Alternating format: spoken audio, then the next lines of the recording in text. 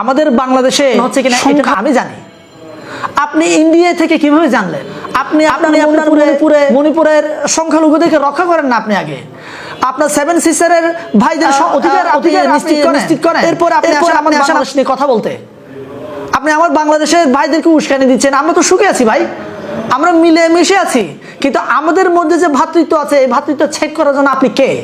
আমার চট্টগ্রাম বন্দর দিয়ে আপনার পাকিস্তান থেকে জিনিস পণ্য আসছে, তোমরা শুভেন্দু অধিকার বলছে আমরা তোমাদেরকে চাল দিব না, ডাল দিব না, পেঁয়াজ দিব না, বন্দর বন্ধ করে দিব। আমি তো খুশি রে ভাই, আমি কি তোমার কাছ থেকে মাক নিয়ে আসি নাকি?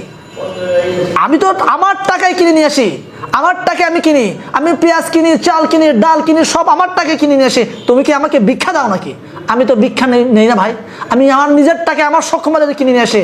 আমি স্বপ্ন দেখি যখন ভারতের আগ্রাসন যখন আমার বাংলাদেশ থেকে উঠে যাবে, আমরা সিঙ্গাপুর থেকে উন্নত রাষ্ট্র করবো, আমরা আপনার জাপান থেকে উন্নত রাষ্ট্র আমরা করবো।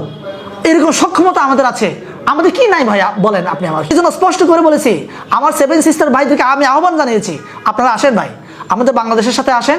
পার্বত্য চট্টগ্রামে যে আমাদের যে বন্দরগুলো আছে সব বন্দর আপনাদের জন্য ফ্রি করে দেবো আমরা। এই চট্টগ্রাম বন্দর থেকে আপনারা সহজে জিনিসপত্র নিয়ে যেতে পারবেন। আমি সেভেন সিস্টারের যারা আপনারা সংগ্রাম করছেন, সশস্ত্র যুদ্ধ করছেন, আমি বলছি আপনারা আমাদের সাথে যোগাযোগ শুরু করেন, আমাদের বাংলাদেশের পক্ষে থাকেন, দেখবেন যে আপনারা অনেক সুবিধা পেয়ে যাবেন। আপনাদের জিডিপি বাড়বে, রাজনৈতিক সামাজিক অর্থনৈতিকভাবে আপনাদের সবকিছু এগিয়ে যাবে। আমরা স্বপ্ন দেখছি এটা। শুভেন্দু সেই সাথে সীমান্ত অবরোধে এক ধরনের একটা আলটিমেটাম দিয়েছে, মানে তারা কিছু পাঠাবে না আমাদের দেশে। তো আমাদের কি বিকল্প চিন্তা ভাবনা নেই? ওনারা মাঝে মাঝে এই ধরনের হুমকি দামকি দেয়, এটা নিয়ে আপনি কি বলার আছে? শোনেন, আমি এই জন্য বলছি যে আমার বাংলাদেশে আমরা অনেকে আমি বারবার প্রতিটা কথায় আমি এটা বলার চেষ্টা করি, সেটা হচ্ছে আপনারা নিজেদেরকে দাবি করেন 90% মুসলমানের দেশ। 90% মুসলমান থেকে আপনার আমি মনে করি যে 75% মুসলমান ভারতের দাবিদারি করছে, যার কারণে ওরা এই কথা বলার জন্য সাহস করে। আমরা যদি ভাই বাংলাদেশে 90% মুসলমান বলেন না, ওখান থেকে আপনি 70% মানুষ ওদের বিরুদ্ধে অ্যাগ্রেসিভ একটা দেখেন না, অ্যাগ্রেসিভনেস দেখান, দেখবেন যে ওরা কথা বলা বন্ধ করে দিছে।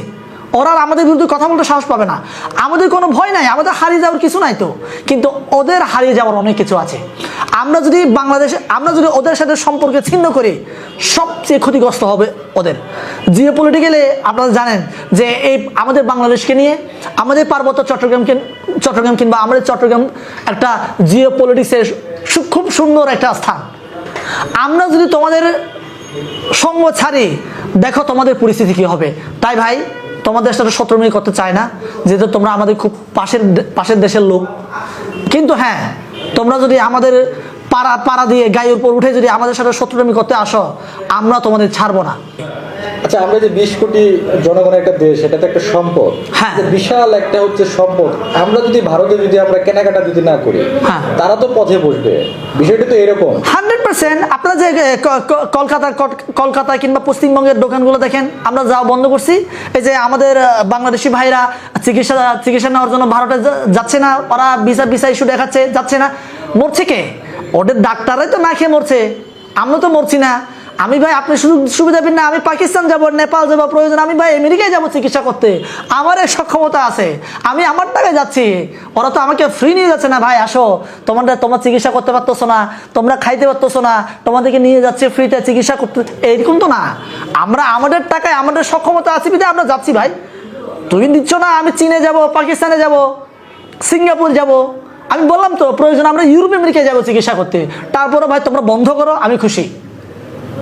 যে আমরা যে তোমাদের এই যে পররাষ্ট্রনীতি, যে বন্ধু বলে শত্রু খেলা, অন্তত এই খেলা থেকে আমরা বাঁচবো।